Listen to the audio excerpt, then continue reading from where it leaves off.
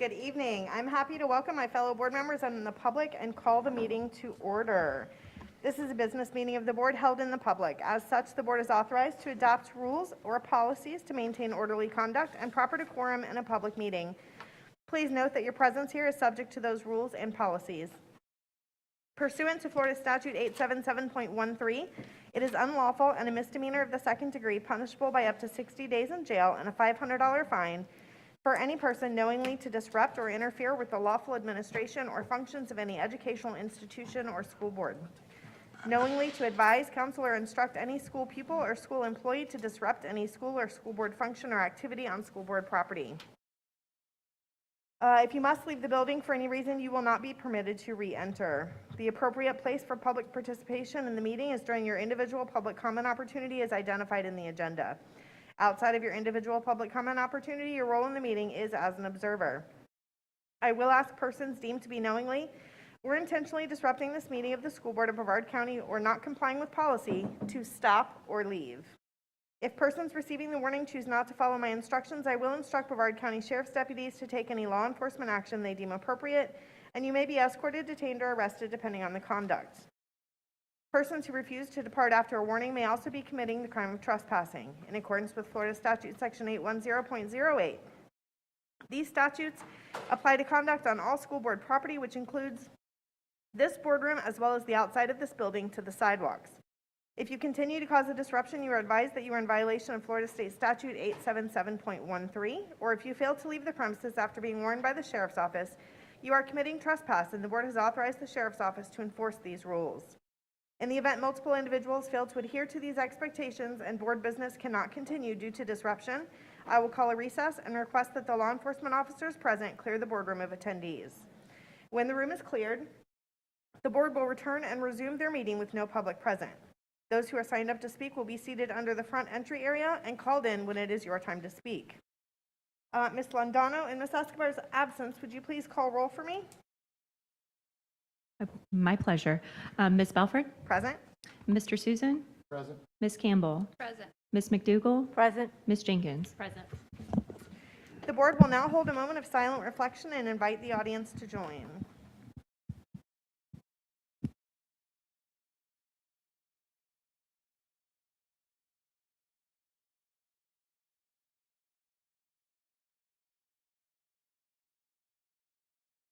Thank you.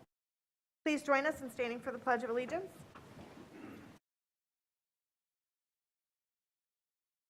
Pledge allegiance to the flag of the United States of America and to the republic for which it stands, one nation, under God, indivisible, with liberty and justice for all. At this time, I would like to offer my fellow board members and Dr. Mullins the opportunity to recognize students, staff, or members of our community, and I believe you are starting us off this evening, Dr. Mullins, I understand? Yes, I will make a couple quick recognitions, and then we have a VIP that we want to recognize this evening who happens to be absent due to not feeling well, but I'll save that for a moment. I do want to congratulate, I was with Miss McDougall at Cocoa Beach. I might be stealing this from you, Miss McDougall. You probably are. Did you want to take the ROTC? No, go ahead. Okay. Cocoa Beach High School's female JROTC Raider team competed with schools across the state and emerged state champions. Yes. In addition, the Cocoa Beach Minutemen male Raider team finished in second place, only missing state championship by 1.15 seconds in a running event. The JROTC radio competition requires physical and mental strengths, endurance, and of course, a tremendous amount of teamwork. We had the privilege of meeting the ladies team at Cocoa Beach High last week, an impressive cadre of young women who we can be very proud of, whether they go on to serve our country and defend our freedoms or go on to other venues. They will certainly be leaders in their future, and we're so very proud of them and appreciate Lieutenant Colonel Jim Desjardins and First Sergeant Kevin Stady, who are the leaders of the JROTC Army unit at Cocoa Beach High School. So proud of you, proud of our Minutemen JROTC teams. Also, I'd be remiss if we didn't all wish great luck and best wishes to our two state competing football teams that'll be playing in the next. You're taking all my Couple stuff, but that's all right. days. Keep going. I'm on a roll. Sorry, Miss McDougal. Isn't he supposed to go And they coincidentally are both in District 2. Yes. So our Cocoa Tigers are going to compete for the 4A state championship Thursday evening, 7 o'clock. Yep. So go Tigers. Go Tigers. And our Merritt Island Mustangs will be competing for the 5A state championship on Friday at 1 p.m. They are both televised, so don't miss those games if you can't get down to Fort Lauderdale. So good luck to our Mustangs and our Cocoa Tigers. And then I have the privilege to kick off our recognition of an employee of Brevard Public Schools who have served children in a variety of capacities for over 33 years. And I feel it an enormous privilege to have been able to work rather closely with Miss Pam Escobar for at least the last decade as a member of Brevard Public Schools cabinet, where she has served as the school board administrative assistant. And Miss Escobar is retiring effective, I think, December 21st or whatever the last day is this semester. And unfortunately, she couldn't be here with us this evening. But Pam began her career with Brevard Public Schools as a Gulfview Elementary Bobcat in 1989 and worked at Gulfview both as an office clerk and then school secretary until through school year 2002-03, where she then went to be a customer service representative like our TJ and Miss Pat and others out front for a couple years before she became the administrative assistant for district communications for several years until she became admin assistant to the school board in 2013 and has served as the school board administrative assistant since then. And Pam, if I know you, you're out there watching and you're shaking your head. I can't believe they're doing this to me.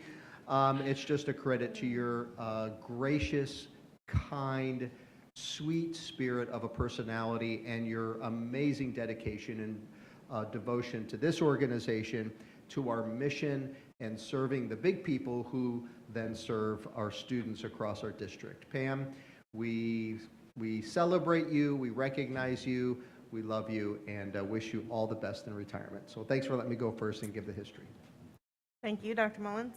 Ms. Campbell? All right. Well, I wanted to, because it's buried in the consent agenda, I wanted to thank Mike Alba and the calendar committee and the staff who did some further revisions on our calendar for next year.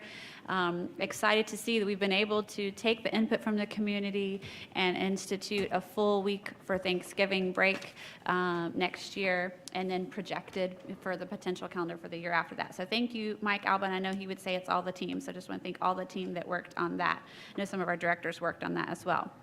And just to thank our Pam, who is got to be the best school board wrangler, because that's what I call her, our wrangler, handler, however you want to call it, and who has done that so faithfully and kindly and sweetly. There's not a sweeter person on the planet than our Pam. So we're going to very greatly miss you, Pam. Thank you, Ms. Campbell. Mr. Susan? Thank you very much. Sentiments echoed about Ms. Escobar 100% also. Many people require the assistance of the wrangling more than others, and I would be one of those people. And I just wanted to say to her out there, wherever she is, that thank you for that. But there's another thing about Pam that really touches me, and that is that no matter whether she agrees with you or not, regardless of how crazy your requests are, whatever, she always sees the light in people. And seeing the light in people is a positive thing that you can't get in many people. And she does that. And I have never had a situation where she's been unkind, said mean things, anything. I mean, and we've been here for 5 years. And I think, you know, being a part of an organization for as long as she has, and at the end of it, not being disgruntled and angry like the rest of us all are, right? Is something to say about an individual, and then to say how her light still shines in each one of us as we move forward. That is just amazing. So I did want to say that, Pam, we love you. And we're going to try to look at the law changing, so she has to come back and she can't leave. So we're looking forward to that too. Okay, now on to nicer things. I got to visit Ralph Williams Elementary School. How amazing. A lot of friends there, former teachers that people in the community that were parents and stuff like that. And I just want to tell you some of the most amazing things that the new principal there has knocked out of the park. Some of the coalitions that are going on, some of the collaboration that's going on. The library was off the charts as far as STEM activities. I mean, it's just all the great things that were going on, and I wanted to say thank you to Ralph Williams' staff and the new principal that's there, and how much I appreciated having us. I visited O'Galley High School also, and visited all my old friends. I used to be a teacher there for many years ago. I was a teacher at O'Galley, and I loved being a part of it. I coached there, and the thing about O'Galley that is many people may not know is that there are double generational teachers there. So we have Brad Lustig and others whose fathers taught at O'Galley, and then they went out and came back, and now they teach at O'Galley. And that's a testament to that school, in that they have people, there's literally people with state championship names on the walls, and they're teachers at the school and coaches. And that's what we miss today with a lot of the turnover in teaching and everything else, is that long generational caring for our society and our people. And I think that that is a huge shout out to O'Galley and all the people that give everything they have. And then we got to do a trades tour a couple days later, and that went off the charts as far as, I mean, there's over 10,000 views on multiple videos, and it's just gotten to the point where people in our community look and we tell them, we have trades, and we even show them pictures. But when you go in and you show all of the individuals what is actually going on, and let the kids and let the instructors talk and tell them, and then you get testimonials from the kids that went off into the industry, you really see the commitment that this board and Dr. Mullins have done over the last 5 years, in that we are creating some of the most innovative career and technical programs in the district. Dr. Mullins and I collaborated today on how to do best practices more, and we're going to Vieira, Rockledge, Melbourne next. So it's going to be an interesting tour. It's going to be a lot of fun. I did want to give a shout out. Ms. Lopez is in the audience today. There's a bad need in my district right now. And what it is that there's a large Hispanic population that's moving in. And one of the things that we're running into is the language barrier and culture barriers, creating a couple of little things that we need to help out with. Our school district has amazing people that have amazing opportunities and amazing programs, but sometimes families don't know how to take advantage of those, right? So sometimes we need to create a connectivity inside the community. So right now, a group of organizations throughout O'Galley, to include churches, United Way, Promise of Brevard, 3rd Street Bridge, other organizations are all going to come together in February, along with our staff, and put out, okay, what's going on? Some of those are children with disabilities may not be getting screened.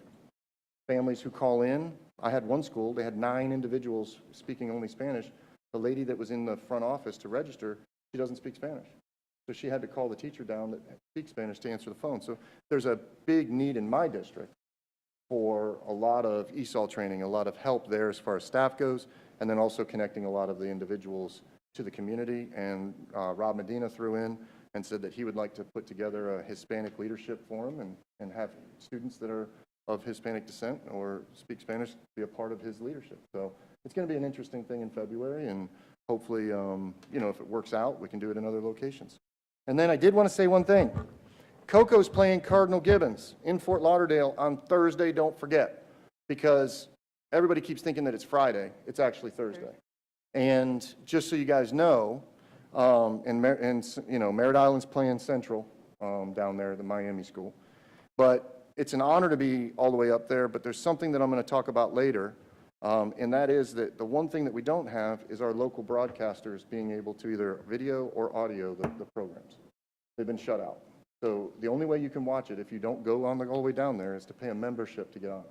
Tell them who shut them out. Yeah, Well, FHSAA. Thank you. I don't think everybody knew. Oh, sorry, it's not us.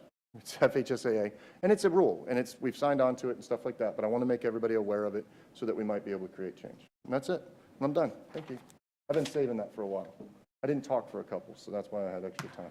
Thanks, Mr. Susan. Ms. Jenkins? So I don't believe that Pam is actually ill, and I'm going to require that she brings a doctor's note when she returns. I'm pretty sure she snuck out on purpose. I'm going to jump on everything that you guys said. I don't want to be redundant, but she deserves it. I've obviously known her the least amount of time of everyone up here, but she is legitimately the kindest human being on the planet. When it comes to being empathetic and dedicated to her job, I've never met a more passionate human being. And so I am so grateful to have the opportunity to work with her. When she had forwarded her email saying that she was retiring to all of us, I think I probably replied immediately and said, absolutely not, I will not approve that agenda item. And then she said, you have to. So I'm really sad that she's leaving. I really, really, really appreciate her. And I don't know what I'm going to do without her. It's gonna be sad. So, but Mr. Susan, you know, you're welcome. I'm always on those emails when she's wrangling both you and I in, reminding us of the things that are coming out due and that we're the last people to do them. So you're welcome that you're not alone. But I will miss her, and we'll have to warn the next person. Thanks. Thanks, Ms. Jenkins. Ms. McDougall? Well, first, I'm just going to say, go Tigers, go Mustangs, because I know you can do it. That's all I'm going to say, because everybody else has kind of stole my thunder. Tell them more about it. Are Are you going to the game? I can. I've already committed to Cambridge. I'm going to tell bedtime stories at Cambridge that night. Do that virtual. There's a thing called Zoom. I'm not going to Zoom a bedtime story for... From the Cocoa game. You could do it with the No. mascot. Anyhow, I just want to say that I wish I knew the quarterback's name at Merritt Island, because he's really pretty amazing. Not only is he the quarterback, but he's also the kicker, and he's on the soccer team. And you should see him kick. It was amazing to watch his field goals. Anyhow, so go Tigers and Mustangs. Good luck. And Pam, I can't believe you're really leaving. I thought it was, you know, you were tricking us at first. You will be missed. Everything that everybody here said, I ditto. Because you've been a good wrangler, for lack of a better word, but also somebody you can count on who will listen to you and make no judgment, who has the best sense of humor ever, and know that you will be missed. It won't be the same without you, but I wish you a very happy retirement, and I know that you will enjoy it, so take good care. Thank you, Ms. McDougall. And I will certainly echo the sentiments about Pam. I can't imagine how we as a team will function without her. You know, there are not many people that can manage. I mean, when you say board wrangler, that's one thing, but understand that she is the sole support, the sole official support, although Tammy steps in and assists occasionally when she's needed, but the sole official support for all 5 of us to function. And that's rather unheard of. If you look at most other elected offices, they have multiple staff members for each elected official. And Pam has amazingly done her job in supporting all 5 of us, differing 5s of us over the years, right, as the board changes, but all 5 of us on a daily basis, and keeping us all functioning and bringing fabulous ideas for solutions. And I just don't know where we're going to be without her. And I think I told her when she notified me, I think I might have said a word that I probably shouldn't say up here on the dais, because it was not good news that she was leaving. And of course it came from absolute love and appreciation. So as much as I really, really am not happy about it, I am happy that she is going to have time to enjoy herself and enjoy her grandbabies and all of those things. So Pam, congratulations. And I really think that we should make her come back to our next board meeting to be here for official recognition. So we'll have to see if we can work that out. I heard she's going to keep working with us. Doing a consult. Oh yeah, right. We're trying that, Matt. No, I heard she approved. How come not? All It right. has been our somewhat Brevard Public Schools tradition to give our retirees an applause. And although she's not here, I suspect she's watching. Would you join me in giving our Pam Escobar a round of applause?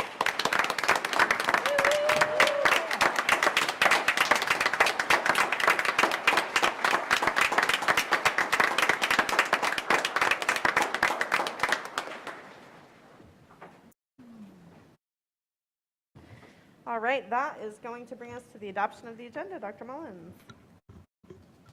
I got caught up in all of that. You got to give me a second. Take your time. Ms. Belford and members of the board, on this evening's agenda, we have an administrative staff recommendations, 1 presentation, 26 consent items, 12 action items, and 2 information items. Changes made to the agenda since it was first released to the public on Tuesday, December 7th are as follows. Item A7 on administrative staff recommendations received revisions. An attachment was added to item F20 on school year calendar standards and proposals for the 2022, 2023, and 2023-2024 school years received updated attachments. Item F19 on the approval of the Brevard Federation of Teachers 2021-2022 collective bargaining agreement with Brevard Public Schools is an addition. Item G47 on attendance boundary change proposals received some revisions as a result of community input meetings. The item on student expulsions was deleted. I'll entertain a motion. Move to approve. Second. Moved by Ms. Campbell, seconded by Ms. McDougall. Is there any discussion? For our audience's benefit, the board is already aware, but we will be doing voice votes this evening since Pam is not here to handle the e-agenda for us. So all in favor, please signify by saying aye. Aye. Any opposed, same sign. The motion passes 5-0. Dr. Mullins, will you please let us know about the administrative staff recommendations? Yes, Ms. Belford and members of the board, there are 3 individuals for the board to consider. What are the wishes of the board? Move to approve. Second. Moved by Mr. Susan, seconded by Ms. Campbell. Is there any discussion? Hearing none, please vote. All in favor, please signify by saying aye. Aye. Any opposed, same sign. Motion passes 5-0. Dr. Mullins? I would like to recognize Miss Cynthia Moore, Cindy Moore, on her upcoming retirement from the position of Assistant Principal at Heritage High School. Congratulations to Ms. Moore. I've known her for several years, and we wish you a very blessed retirement, and thank you for your many, many, many years of service to Brevard Public Schools and, more importantly, to the children of South Brevard. Also, congratulations to Mr. Cole Manez on his reclassification transfer from the position of 10-month assistant principal at Central Middle School to the position of 12-month assistant principal at Cocoa Beach Junior-Senior High School. Congratulations, Mr. Manez, and we are so proud of you in your administrative journey. And landing at the home of the Minutemen, go Minutemen, was a Minuteman in my past. So we know that you will serve the Cocoa Beach community well. Thank you, and congratulations to those individuals. At this point, Dr. Mullins, I believe we are moving on to presentations. Yes, Madam Chair. Mr. Gary Schifrin, Chair of the ICOC, or Independent Citizens Oversight Committee, for the Brevard Public Schools sales surtax, will be providing us with their annual report. Mr. Schifrin, welcome back to the podium. Thank you very much, Dr. Mullins. Chairperson Belford, school board members, Dr. Mullins, my name is Gary Schifrin, and I am the chairperson of the ICOC. And with me tonight are 2 members, Brian Blennis and Mark Young. And so we're here to make the annual report. This is the 7th time I've had the opportunity of presenting the annual report of the Independent Citizens Oversight Committee. The ICOC has been in existence since February 2015, shortly after the sales surtax program was approved by the voters. Since that time, the sales surtax program has invested over $200 million in facility renewal, educational technology, and security for our schools. The sales surtax investment has made a tremendous difference. Schools now have better technology, significantly more reliable air conditioning, and more security features. Brevard's voters renewed the sales surtax in 2020 for another 6 years, so the work can continue to make facility, technology, and security improvements. This annual report document covers the sales surtax through September 30th, 2021.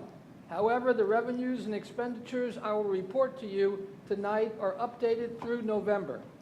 The written report has much more detail, and the appendices include considerable reference material regarding the sales surtax program. These are the members of the Independent Citizens Oversight Committee who bring a wealth of experiences and diversity to the process. The charter requires at least 7 and no more than 11 members. 5 of our members have served since the beginning of the sales surtax program, and 4 of them, including myself and the 2 people behind me, will be retiring following new member appointments by the school board in January. The school board appoints the ICOC members based on a recommendation from the ICOC. The purpose of the ICOC is to provide general oversight of the sales surtax expenditures. The ICOC meets every other month, and we review a detailed package of information that includes revenues, expenditures, and project status. The ICOC receives regular briefings on related topics such as sales surtax audits, charter school reporting, and construction industry trends. As the surtax program has evolved, the ICOC has provided guidance to the staff and recommendations to the school board on programming and policy questions.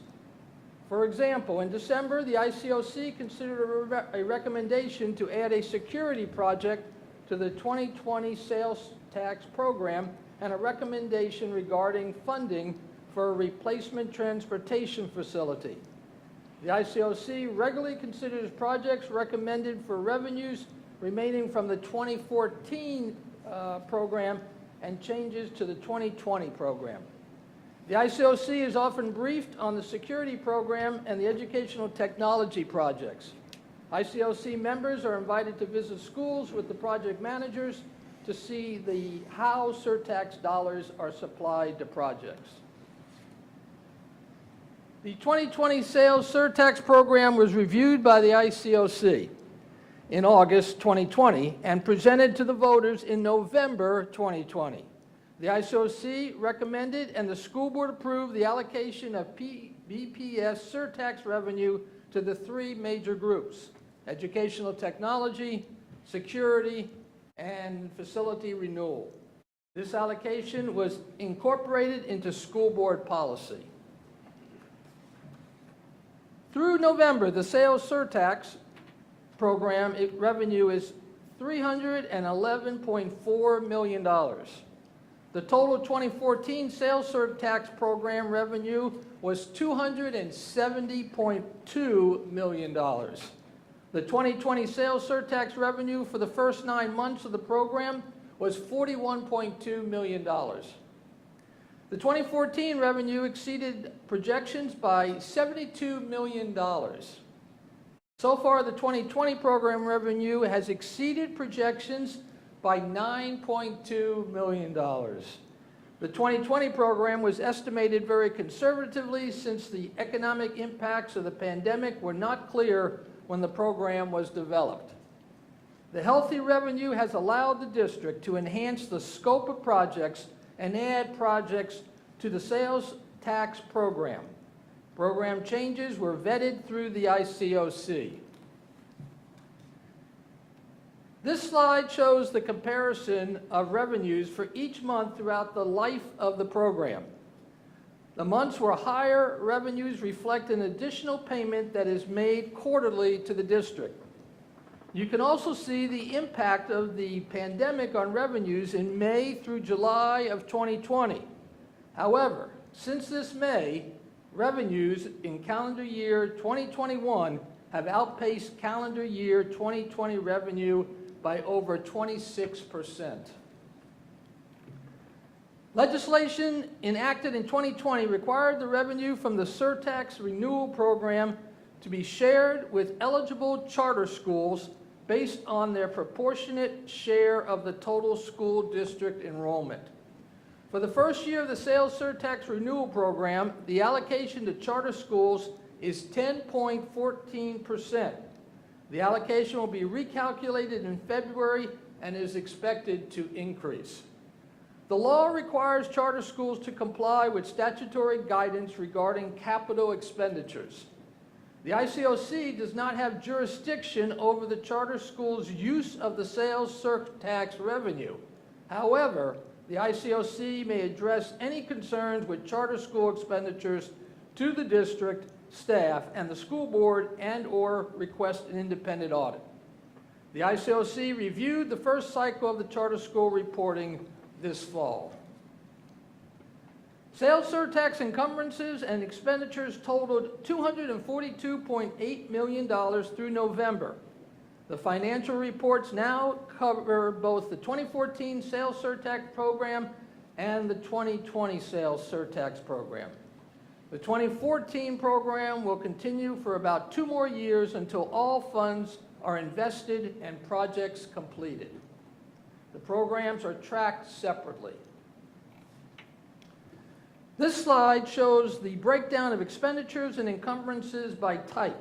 This breakdown has remained fairly consistent throughout the life of the program. The district has effectively used the owner direct purchase program to save over $2 million in sales taxes on equipment purchased for projects. The savings is reinvested in projects.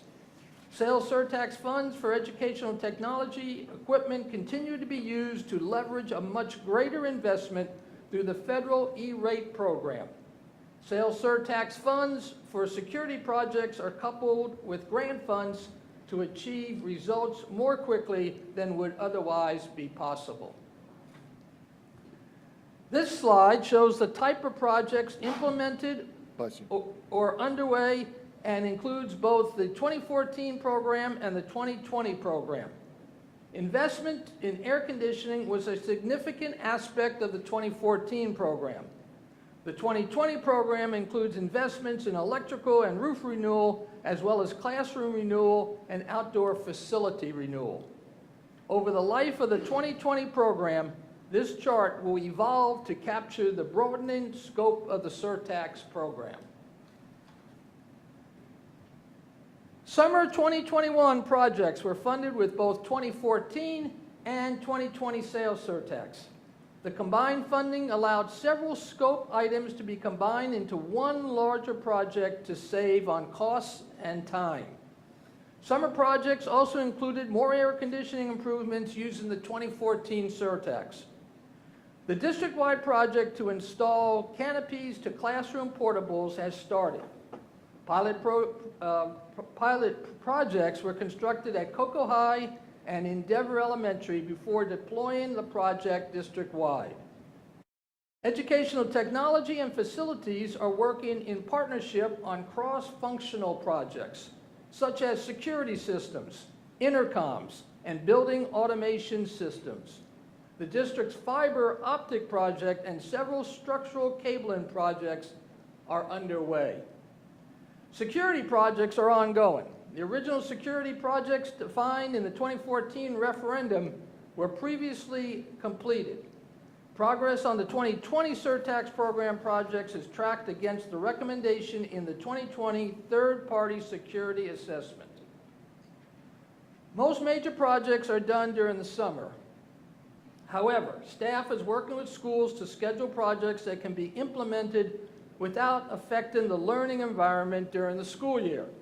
An example of this is the drinking water fountain project that is underway. This year, we are transforming to a broader scope of projects. You'll see a few examples on the next few slides. This is one example where a modest investment in athletic facility renewal has made a huge difference.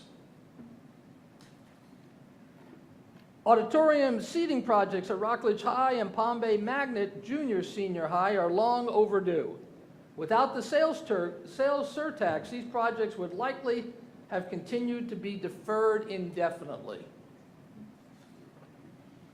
Classroom renewal at Creel is dramatically improving the learning environment. The maintenance team is executing projects such as playground renewal and painting. Their work is helping students, faculty, and the community take pride in their school. These are just a few small examples of the diverse scope of work that is underway at our schools. The 2014 Sales Surtax program provided the resources to address long-standing issues on critical systems, especially air conditioning.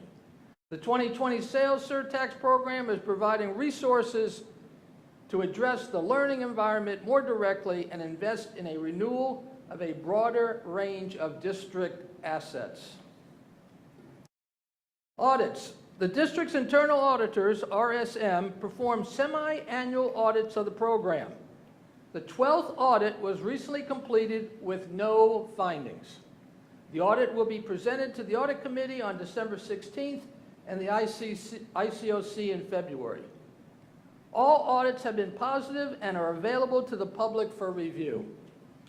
The district's construction auditors, Carr, Riggs, and Ingram, audit each project over $1 million and small projects on a spot check basis. Their purpose is to ensure compliance with the contract and validate the final pay request. Most sales surtax projects are subject to construction audits. The district is implementing the sales surtax program in accordance with the ballot initiatives and district policies and procedures.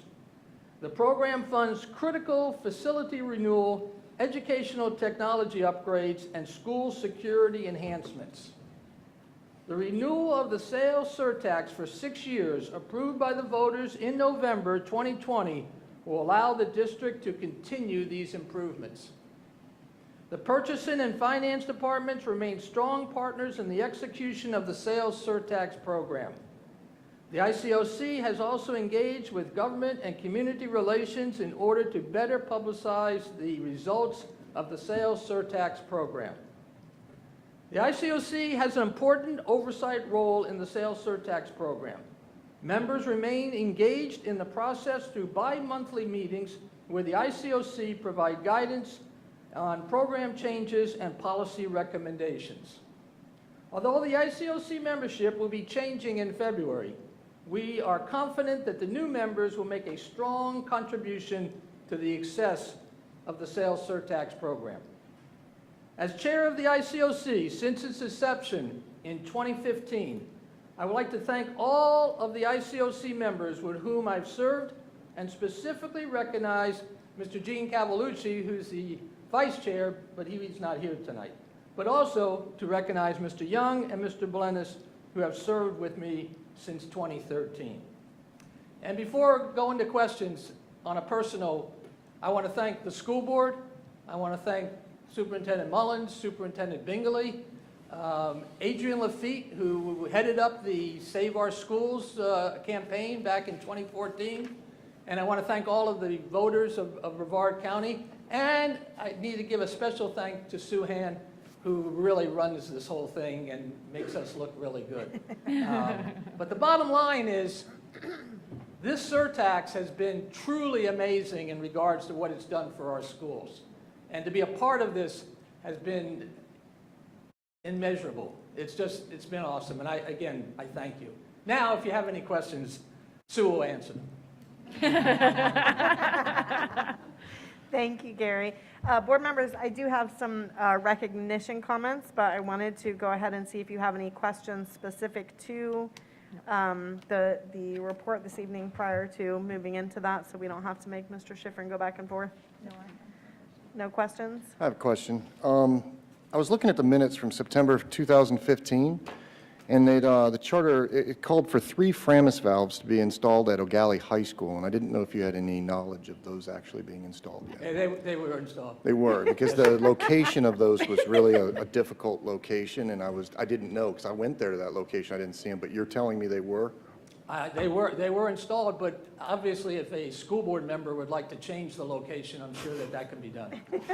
And then there's another thing I was looking, I was going to ask the, I Pity the Stool Plumbing Company was installing backflow valves at Vieira High School. I didn't know if you had, was that finished? Do you know if that was taken care of yet?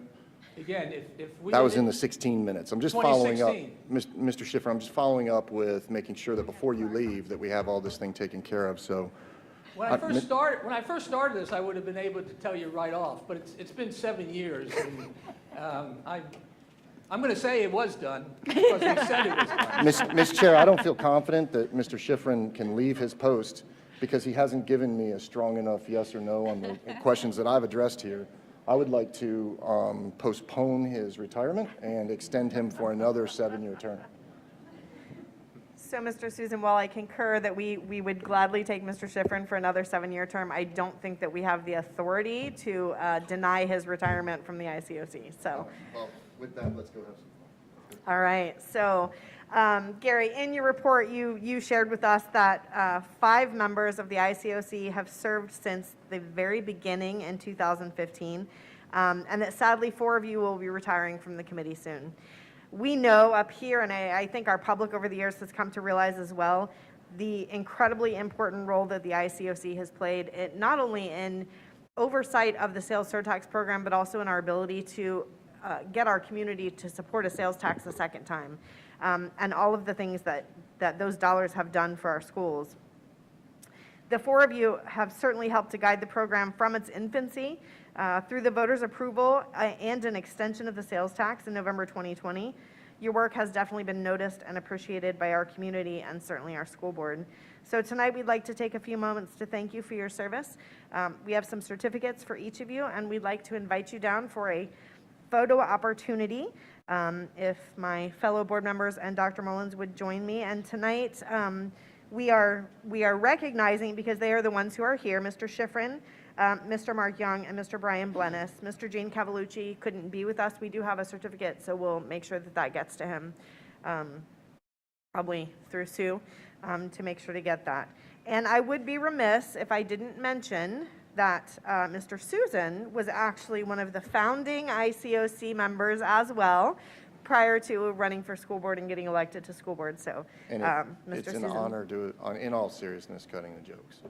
You are a leader throughout our education careers. Like, you were a leader as a principal. You were a leader when you took over the Cape Coast Conference. You were a leader you have dedicated your heart and soul to this organization. And there's nobody out there, unless you really knew Mr. Schifrin, knows the level and extent that he's done that. And I am so proud to be a part of it. I was proud to be an honorary member when we first started. And, you know, thank you for being here. We have a position that's becoming available. The board wrangler. Yeah, the board be our new wrangler. You administrative could take assistant. over for Ms. Escobar if you would like. You And ever seen my writing? let's get this And picture. the other thing I would comment is, Mr. Susan, having been on the board at that time that you were asking me those silly questions, you should have known that they were due. As we are moving, and Mr. Susan or somebody, if you want to grab these and move down there. As we are moving, I also want to recognize that Ms. Kayla Spellman, who is the ICOC treasurer, has also been on the ICOC since 2015. She is not retiring, but we just want to make sure that she knows how very much we appreciate her many years of service as well.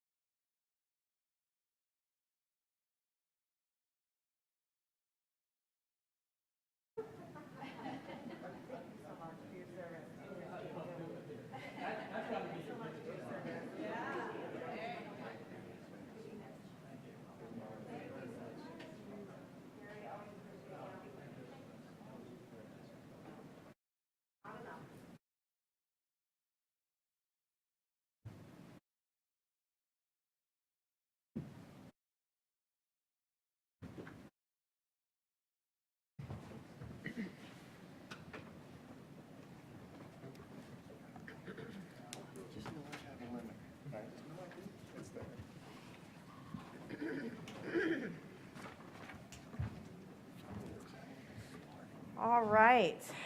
We are now at our public comment portion of the meeting on agenda items. We have 7 people that signed up to speak to agenda items, but there are 4 people that signed up to speak to a board discussion item at the end of the meeting, which is not technically an agenda item, so those will be taken as non-agenda speakers.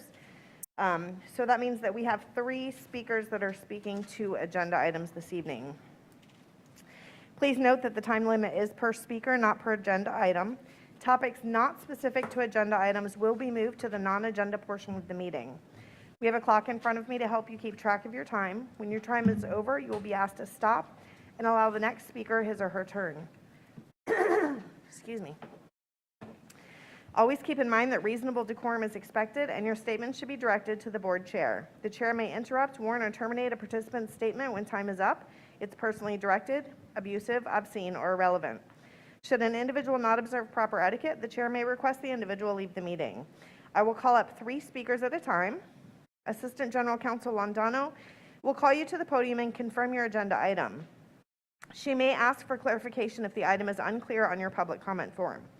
Our 3 speakers on agenda items this evening are Katie Delaney, followed by Anthony Colucci, and then Sarah Brightman.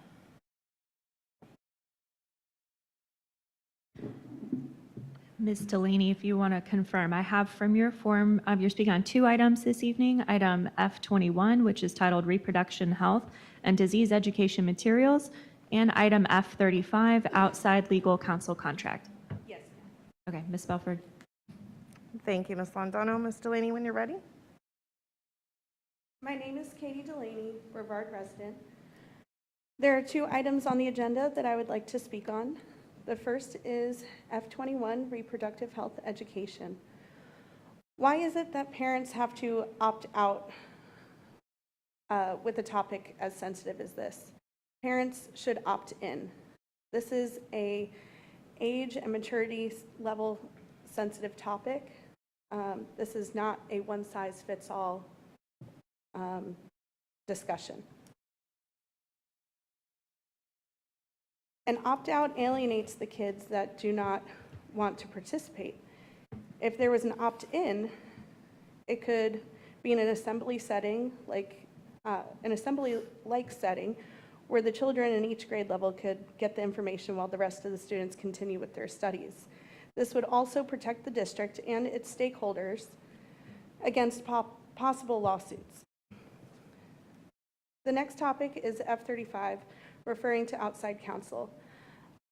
I find it unacceptable that this board on so many accounts went against Florida statute and state law and has opened up the district and its stakeholders to many lawsuits and possible fines up to $100 million. The 3 members who voted in violation of the governor's order should resign for opening us up to this lawsuit.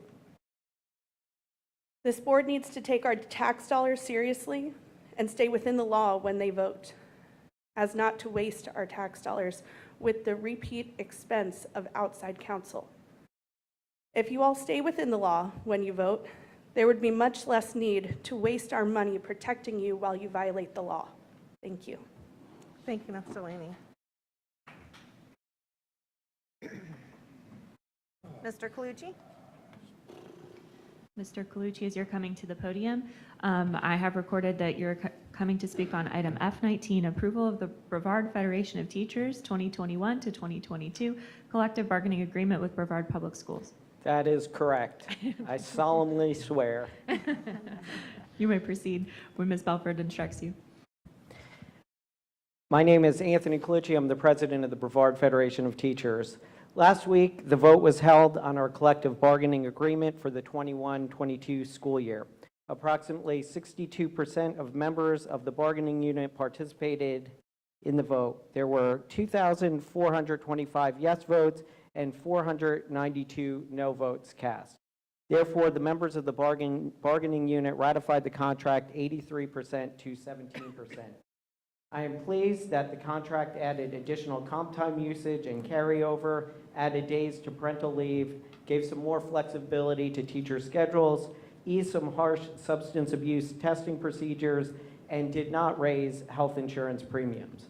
I do credit the board for the movement during negotiations to $2,000 bonuses for all members of the unit and additional $1,100 bonus for those receiving the longevity supplement. However, we all know that there's an elephant in the room, and that is the huge compression issue between newer teachers and those with a decade or decades of experience. I'm sure that all board members and the superintendent believe that a teacher with 15 years of experience should not be separated by only $1,500 from a teacher with 15 minutes of experience. I'm sure that all board members and the superintendent are quick to point out the wholly inadequate funding from the state legislature and that the state statute surrounding teacher pay has increased from 300 words to 1,700 words over the past decade, which has exacerbated this issue. I'm sure that all board members and the superintendent understand the large number of vacancies we have and the number of teachers who are choosing resignation or retirement. With all that said, I want to remind you that although the state legislature and governor may be trying to limit your power as a board, our teachers are counting on you to be the buffer against the policies that hurt them. These teachers are the backbone of Brevard Public Schools. Next year, on our end, and I say this not as a threat or an exaggeration, there will only be one satisfactory outcome for our teachers, and that is a significant raise. The board needs to do the incredibly hard work of making some tough decisions to adequately budget for that. The pay of your overworked and underpaid teachers cannot and should not be an afterthought. The board must take a stand and direct Dr. Mullins to prioritize the issue. Thank you, and please reach out to me at any time to discuss the issue further. Thank you, Mr. Clucci. You guys would hold your applause, please. Ms. Brightman? Ms. Brightman, I have that you're attending to speak on item G40 in the agenda on policy 8141, mandatory reporting of misconduct by employees. That is correct. Okay. Good evening. In the instance of student misconduct that is reported by Brevard School District employees, parents shall have the option to secure an independent investigation to be conducted at their expense, in addition to the standard appeals process with Brevard schools. In addition, all students shall be presumed innocent until each investigation is completed.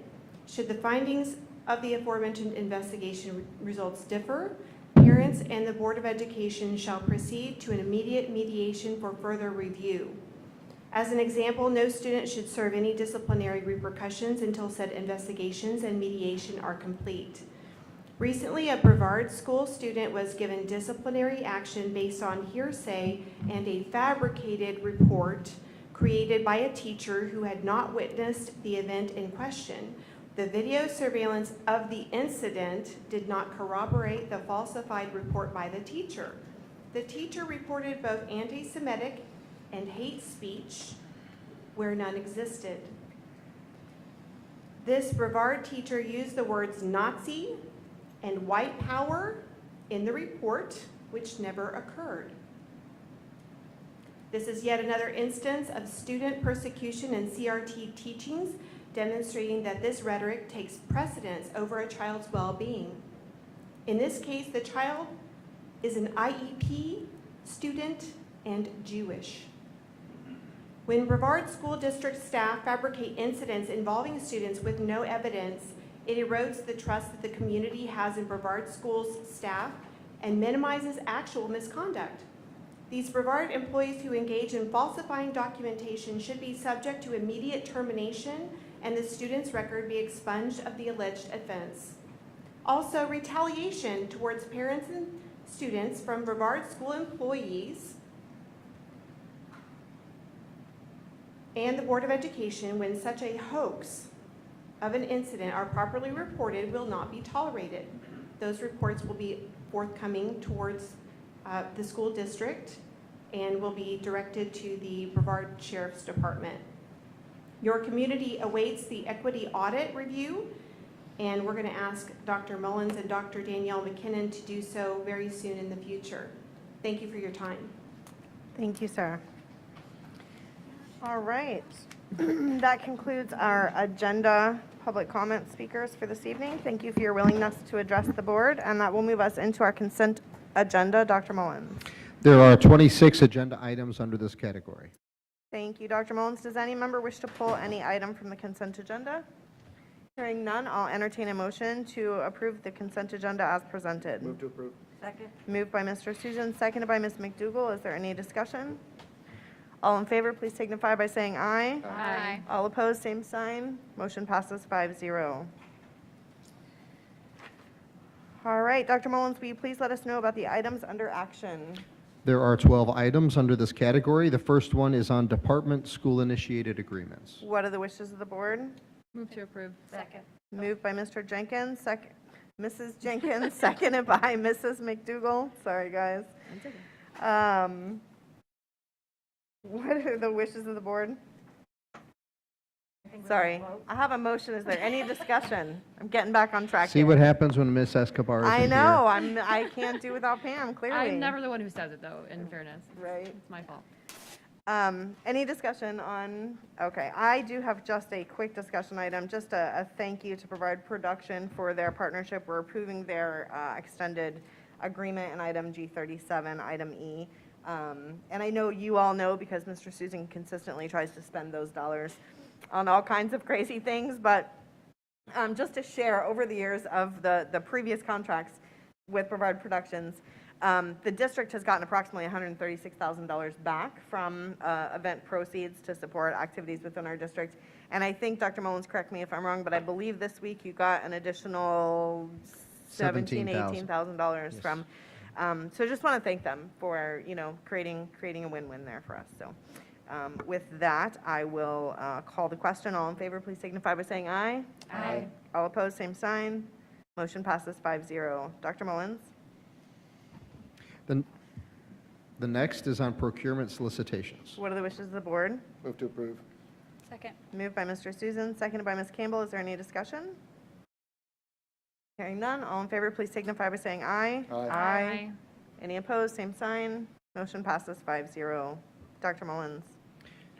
Your next action item is to hold a public hearing and approve the revisions to Board Policy 3220, Evaluation of Personnel. Is there anyone present this evening who wishes to address the revisions to Board Policy 3220, Evaluation of Personnel? Is there anyone present this evening who wishes to address the revisions to Board Policy 3220, Evaluation of Personnel? Do I hear a motion, Board? So moved. Second. Moved by Ms. Campbell, seconded by Ms. McDougall. Is there any discussion? Hearing none, all in favor, please signify by saying aye. Aye. Any opposed, same sign. Motion passes 5-0. Dr. Mullins? The next is to hold a public hearing and approve the revisions to Board Policy 8141, Mandatory Reporting of Misconduct by Employees. Is there anyone present this evening who wishes to address the revisions to Board Policy 8141, Mandatory Reporting of Misconduct by Employees? Is there anyone present this evening who wishes to address the revisions to Board Policy 8141, Mandatory Reporting by Employees of Misconduct by Employees? Do I hear a motion? Move to approve. Second. Moved by Mr. Susan, seconded by Ms. McDougall. Is there any discussion? All in favor, please signify by saying aye. Aye. Any opposed, same sign. Motion passes 5-0. Dr. Mullins? The next action item is to hold a public hearing and approve the revisions to Board Policy 8710, Insurance. Is there anyone present this evening who wishes to publicly address Board Policy 8710, Insurance? Is there anyone present this evening who wishes to publicly address Board Policy 8710, Insurance? Hearing none, I'll entertain a motion. Move to approve. Second. Moved by Ms. Campbell, seconded by Mr. Susan. Is there any discussion? Hearing none, all in favor, please signify by saying aye. Aye. Any opposed, same sign. Motion passes 5-0. Dr. Mullins? Item G42 is to hold a public hearing and approve the revisions to Board Policy 2520, Selection and Adoption of Instructional Materials. Is there anyone present this evening who wishes to publicly address Board Policy 2520, Selection and Adoption of Instructional Materials? Is there anyone present this evening who wishes to publicly address Board Policy 2520, Selection and Adoption of Instructional Materials?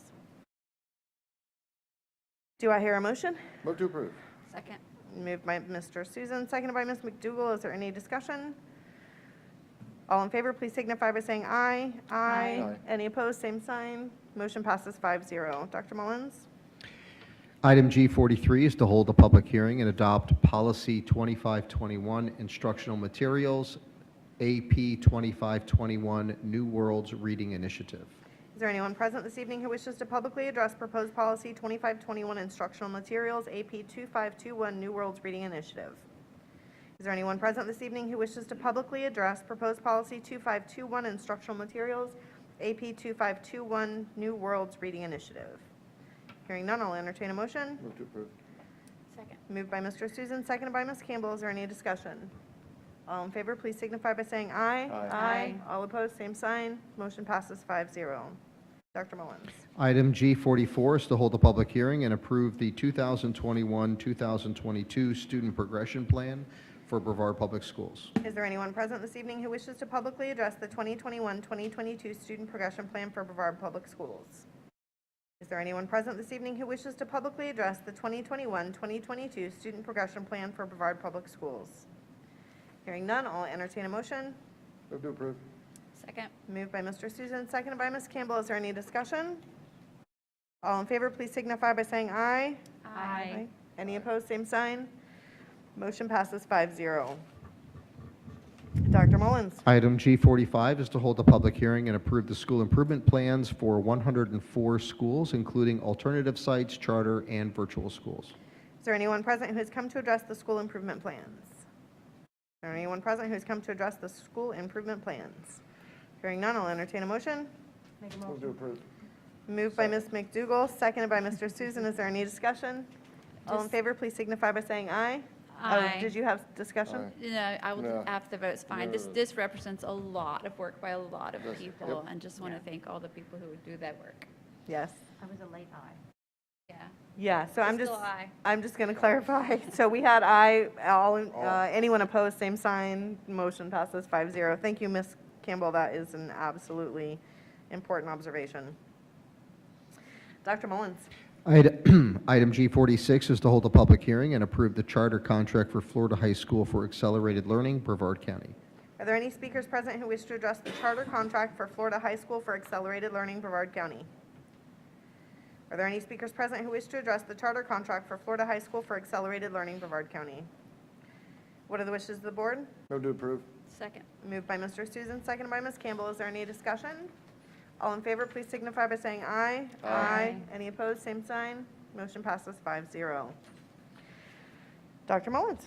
The next action item is G47 on attendance boundary change proposals. You are asked to provide authorization to the superintendent to advertise a public hearing on January 18, 2022 to approve attendance boundary changes. What are the wishes of the board? Move to approve. Moved by Mr. Susan, seconded by Ms. McDougall. Is there any discussion?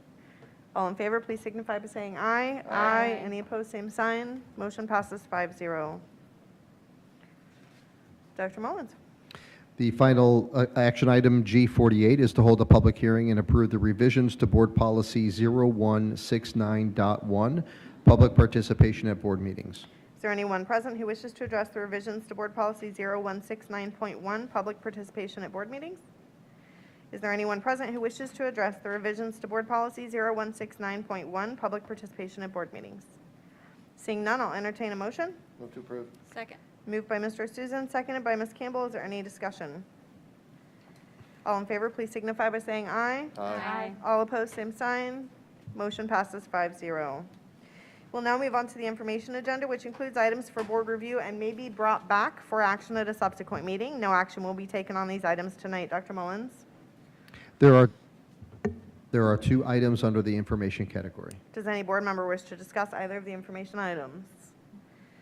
All right. Does any board member have board member reports? I got one that I put in here, but I'll wait till I put it in. No? Give me just 1 second to orient myself here. I want to make sure that I am not skipping over. Okay. I'll add this, and I think I shared it with everybody except for maybe Mr. Susan, but when we were at FSBA a couple weeks ago, I attended a session. It was information for all of us that our financial reports that we have to file every year this year will be electronic, and so our Form 6, and so we should be getting notice of that, and they're going to make it where you, it'll be a little bit easier, but it'll also be more specific. So be looking for that information to come out. They didn't have all the details, but I know that's going to be electronic this year for all of us. Dr. Mullins, do I need to hold on progression? Yes, Ms. Hand just made me aware that under item G47, I didn't read into the record the board to approve the special considerations that were presented as part of the agenda item. Ms. Londano, do I need to read those for the record to have the board demonstrate they approved those changes, or those special considerations? They were published in the agenda.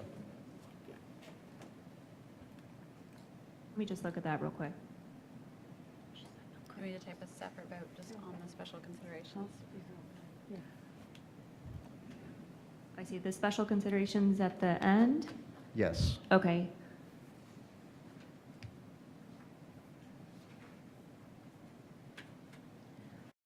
I mean, my opinion is they're listed there for everyone to read and see. Misty, do you have a thought on that? Vote on them anyway. Let's take a Yeah, separate vote on I would, so, I mean, the recommendation is to authorize the superintendent to advertise a public hearing on January 18th to approve the following attendance boundary changes and to also approve the following special considerations. Yeah. So I would think that we probably are okay, but if there are board members who have concerns, I can certainly quickly read those and then call for a vote.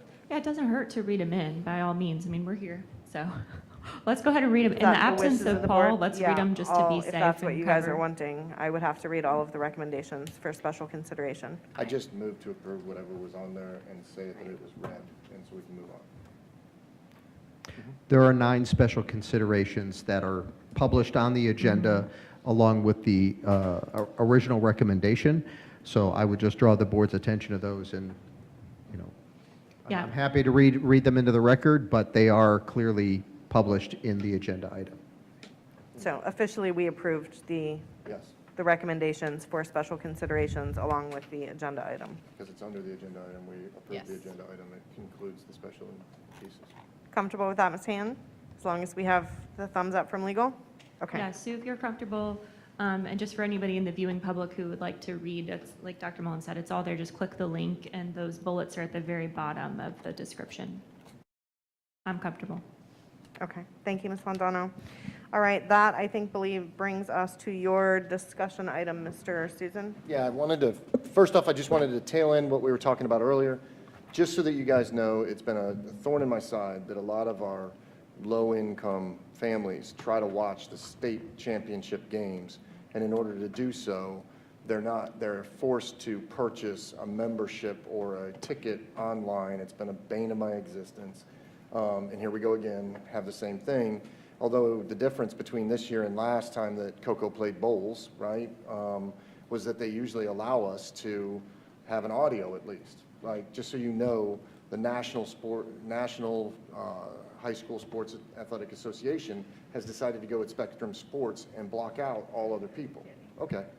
But then the other thing is normally all the way until then, you can pay $500 for each school, which each game, which our people were, and providing that streaming for our people. And then all of a sudden now they're told not only that they cannot apply because of that rule, but the other piece that they normally are able to do, which is the audio piece, and then just kind of talk about it, was denied. And so now we have no coverage, and you have to go on their system to do it. And I just think that that's disingenuous. So although we agreed to it, it is inside of our policies, and it's part of what we signed on to. I think that it might be time for us to maybe look at that. So again, I'm going to start discussing what options are out there and maybe have our representatives in the FHSAA go ahead and start bringing it up as point of conversation. That's all. Nothing that we did wrong, nothing, but I know there's a lot of families, and I've gotten 7 emails on it, right? So like, it's not something that we're just making up. These families want to watch the dang game and they can't now.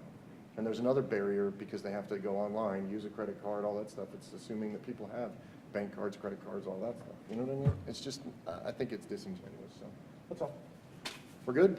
Thank All you, right. Mr. Susan. Melbourne High School. As many of you know, there was a request that came in September of 2020 to rename Melbourne High School after Joseph Acaba. Great individual, great astronaut, well-deserving of a school name in my considerations. There was our policy, which is very limited and one line. said that there's 18 months and it's kind of vague on processes and everything else, allowed this process to go on. For three separate times, we've had meetings. The public has come out, and over those 18 months in those 3 meetings, 8 speakers have said that they support it. 68 speakers have said no. That 89% have said no. And then the survey that came out, 2 people said yes, and 1,037 people said no, making it 99.9981% no. Now, not that this is a bad decision, a bad request. I totally understand it, and Ms. Lopez is here, and I honor what you did. To make a request to change a school based upon a feeling that in that area there's a need for a school to be named after a Hispanic leader, individual in the community, I can see that. So the overwhelming response against shouldn't take away from the response and the need in the South. And I've had discussions with Mrs. Lopez that there's an opportunity, that there's a new elementary school that may be built in the South End, and that might be the appropriate way to file to name a school after Joseph Acaba. One of the issues that we have is that we don't name high schools and middle schools after people, only presidents in geographical areas. We have one McNair and stuff like that, but it's not a general thing that we take. I fully support, and I've said it before, naming schools after individuals that are from the community, that have some sort of tie here. Individuals that we have that are incredible, there are some, but we do that in the elementary school realm. So what I was looking at, and just so everybody knows, Joseph Acaba is going back up into space. He'll be going on the upcoming, I think it's a year and a half, he's going back up. So it'll be an amazing opportunity right around the same time as the elementary school starts getting moved on. So anyways, the reason I'm bringing this up is, we know that we always have meetings that everybody comes to, that we're always trying to avoid having massive public disdain and everything else. This has been very hot topic. I've been called over and over again by the graduating class of 1979, the graduating class of, Melbourne has graduating classes from every single, almost all of their things. They've all contacted me. They've all said that they're not in support of it, but they are in support of naming a new school. So there seems to be feeling behind this, that this is a supported issue. It's just they don't want to name their old school. So what I was looking at today is 2 things. The first one is that we've got indication from staff, and Ms. Sullivan said she would come up and talk, but I don't think that we have to. She said that they want to revisit working on this policy because of the minimal nature of it, saying that all a person has to do is come in and request that they need a name change, and that it creates an 18-month process where our staff and everybody are battling and everything else. We may need another policy. So what I was looking for from you guys first was to give staff direction that we wanted to work in that direction. That's meetings, that's conversations, that's best practices from other places. And then the second thing is I didn't know if you guys wanted to give board direction today over the renaming of Melbourne High School, so that it might calm down the fact that we do have to make a vote in March, but there's not a overwhelming board response in support of renaming Melbourne High School. Those were the 2 things that I was going to bring today. And I sent that to you guys. I put it on the email and everything else. So the first one I'd like to talk about is making some sort of a change to the policy, which is a long process, and I know that, but I figured we'd start that now, and I wanted to see what you guys thought. So I'm throwing it out there as a discussion. Is there any board member who opposes allowing staff to bring back recommendations on that policy at a future date? No, I would just add, and I think Mr. Susan mentioned it, that I as part of best practice, I'd really like for our staff to take a look at what other districts are doing in this regard. It'd be good to not reinvent the wheel if there's some good policies out there to help guide us. I think I've got this one pulled up. The last time it was revised was in 2006. Yep, and there's literally no information on the backing of it, and it's a tail end of another policy under facilities, so I think it's worth going and looking at. Dr. Mullins, are you comfortable with that request at some point in the future for our staff to evaluate and bring recommendations for policy change? Yes, I'll work with the legal office and my staff to work towards bringing back a revised policy that Mr. Susan has brought forward. And Mr. Susan, as to the second request, it seems to me that us voting tonight against a name change in Mile High would go against the policy. I'm not asking for a vote, because we have to, by policy, in March, come back and vote on it. I'm not asking to end it tonight. We can't do that. But what's happening in our community, specifically Katie's in mind, is that there are people that are coming out and they're very angry about this. And I don't want it to take away from what Ms. Lopez has tried to create and the Hispanic coalition that I'm having. I don't want it to butt heads. And that's truly what I'm trying to do, is try to say, hey guys, if we can give indication that this isn't something that's positive, or Ms. Lopez may, you know what I mean, there's opportunities out there for that. If you don't feel comfortable with that and you don't want to discuss it, that's okay. I'm just trying to avoid this headbutting that's occurring and not ultimately getting to the goal of what we would like to do. That's all. Ms. Londano, in your opinion, would it be appropriate for board members to weigh in on their thoughts on a future motion prior to that coming to us for consideration? I'd be comfortable if any other board members, like Mr. Susan already has, want to, if they feel compelled to express some commentary or some feelings about it, I wouldn't advise forecasting a vote, because Right. things can change between now and then. And like Ms. Belford indicated, we're not taking official action on that tonight. But if anyone else wants to offer some general commentary, I'm open to that. I would just say that I've even this afternoon, I think because it was added onto the agenda, I think maybe it must have gone around social media, the rumor going around that we were taking a vote tonight, and we're clearly not, and we are not allowed by our policy to take it until the spring. But I've just shared with people that we're not taking a vote, but that we have heard the public loud and clear. But Ms. Lopez, did you want to say anything? Did you want to speak? I No. believe they're signed up for public comment Oh, on okay. non-agenda item. Okay, So, okay. I didn't, I apologize. no, that's okay. It I just being want to the make fact sure we're that- just okay. trying to keep us all on the right track. Okay. Anybody else? It's not really in your area, but. No, but it's part of our district. I like our policy right now about how we name high schools. So I'm glad that we're going to relook at the policy, but at this point, I want to cross a line here. So I don't know how much I can and can't say without like forecasting a vote or saying how I feel. I mean, I have responded to people individually when they email me, so. Okay. All right. I would certainly echo Ms. Campbell's sentiments that we are listening to the feedback that we're getting, and but I do think it's important that we follow process to postpone any official action on it until March. So thank you for that concession, Mr. Susan, on the Absolutely. discussion. Do you, okay, yep. All right, I'm good. All right, Dr. Mullins, do you have anything to add? Or first, is there any other request for a board discussion item? Dr. Mullins, Ms. Campbell? I know that we just voted to approve our update to our public participation, but I think since we're operating this meeting under our old policy, do we need to take a motion to leave the cameras on for our non-agenda? We do not. Pam clarified that with Ms. Londano earlier today, that as long as the policy is approved prior to, then we're good. We don't need a motion. But Thank thank you you. for making sure on that. I appreciate it. Can I ask a real quick point of clarification? I think it does. If Ms. Lopez was to pull the actual item from consideration, her being the applicant, it would stop the process. Is that correct? The whole name change process? I think we agreed to that before, that if she was to pull it, then it would stop that Okay. process. You know, I haven't studied that policy well Okay. enough to say for sure.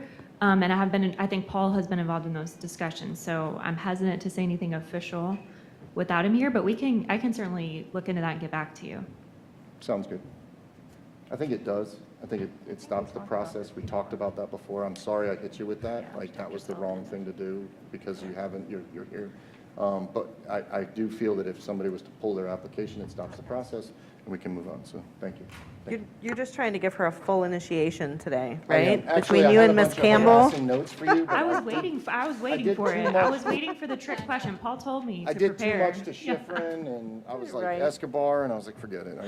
Sorry. And just for our audience's knowledge, Ms. Londano is our Assistant General Counsel. She's here with us this evening because Mr. Gibbs is out on a family emergency. So we appreciate her filling in and jumping in. Not only did she jump in on legal for us this evening, but she's also having to fill in for Pam on taking notes and assisting with process and all of that. So thank you, Ms. Londano. We appreciate you being here with us this evening and having the courage to put up with all of this. So thank you. My pleasure. All right, Dr. Mullins, did you have anything additional? No, Madam Chair, thank you. All right, that is going to move us to the remaining speakers who signed up to comment on non-agenda. We'll hear from the speakers in the order in which they signed up, including those who may be waiting outside, although I'm fairly certain we have none. As stated earlier, reasonable decorum is expected at all times, and your statement should be directed to the board chair. Should audience participation interfere with speakers being heard or hearing me, I will be forced to clear the room. When I call your name, please line up along the east wall of the boardroom to facilitate the smooth transition of speakers. Let's begin with the first three speakers. Katie Delaney, followed by Linda Corson, and then Teresa Lopez. Ms. Delaney, if you will bear with me for 1 second while I get my clock adjusted and then my things in the right place. There are 5 total non-agenda speakers. Ms. Delaney, when you're ready, thanks for your patience. Sure. I'm here tonight. I was going to speak on something else, but I'm here tonight after seeing all of you about practicing what we preach and kind of showing the public what's really happening and our real opinions. When we're in private,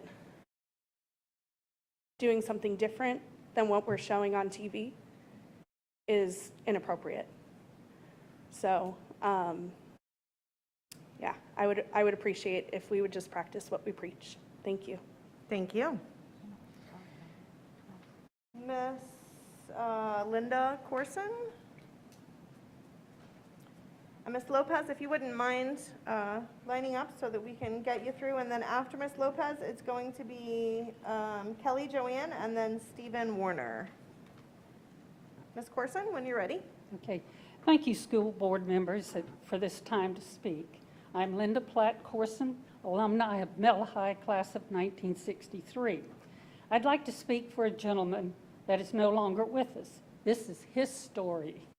In 1911, when I was a young lad with cheeks of tan, I began my education in Melbourne School. And in 1922, I graduated from Melbourne High School. P.S. I skipped the 11th grade. At that time, Latin and math were considered the main subjects for the future. During this time, I learned to add several columns of figures from left to right. Can you? We respected our teachers and came to school prepared to learn as the future was waiting. Excuse me. I'm proud to say I went to Melbourne High School as it was named for my town of Melbourne. Will my children, grandchildren, and Sorry, Ms. Corson, but great-grandchildren your time be is up able this to say evening. the same? Ms. Corson, Ms. Corson, Ms. Corson, please step away from the microphone for me, okay? Thank you. Thank you. Brevard County residents vote for school board members to establish policies that benefit the education of our students in their journey toward their career path, and not on the cherished memories of our residents of the time they spent being educated at Brevard schools. The school board mission is to serve every student with excellence as the standard, and that is what you as school board members should be focused on, the education of our students and role models that would help them toward a career in the space industry. The industries here in Brevard County need qualified students, and having role models as Joseph Acaba, astronaut Joseph Acaba, will benefit them. Thank you. Thank you, Ms. Lopez. Joanne Kelly or Kelly Joanne? And Stephen Warner, if you could go ahead and line up, that would be excellent. Thank you.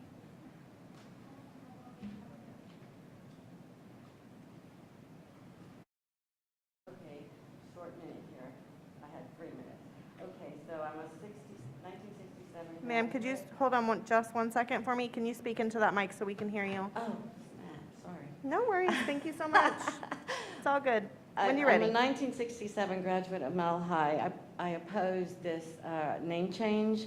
There are many remarkable alumni and staff from Mile High that have major accomplishments and beautiful success stories. They have not requested a name change. We have a screenwriter, we have an ambassador, biochemical researcher, producer, athletes, writers, surgeons, judges, business executives, entrepreneurs. We also have Bill Nelson, who is the administrator of the National Aeronautics and Space Administration, which is the highest ranked official in the United States Space Agency, NASA. He also was a payload specialist on the Space Shuttle, Columbia's STS-61C mission. The U.S. Senate unanimously voted to confirm him to be the NASA administrator and was sworn in May of 2021. He hasn't asked to rename the school, and he's an alumni. Thank you. Thank you. Mr. Warner? My name is Stephen Warner. I'm a retired FBI agent. I spent 37 years investigating violent crime in Washington, D.C., Pittsburgh, Pennsylvania, New York City, New York, and my last 19 years in Miami, Florida. I don't want my name on Melbourne High School, and I do not want this gentleman's name on Melbourne High School. He deserves something, either in Puerto Rico or in California, where he graduated high school at, or Houston, Texas, where NASA is at, or maybe at the Cape. But like the lady that just spoke before me said, we have a lot of individuals in this county that are more fitting to have their name on that high school if it has to be changed. Thank you. Thank you, sir. All right, hold your applause, please. All right, board members, unless anyone has anything else, I think that wraps up our meeting for this evening. I wish you all very happy holidays, and we collectively will see you all after the new year. Thank you so much.